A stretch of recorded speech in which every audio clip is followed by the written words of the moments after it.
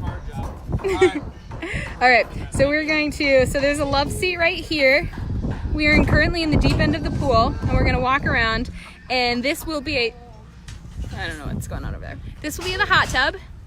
This lovely round of divots and, yeah, so you gotta use your imagination a little bit. You gotta have some vision to be able to see that this is not just an explosion of a construction site and will be a beautiful, decadent pool.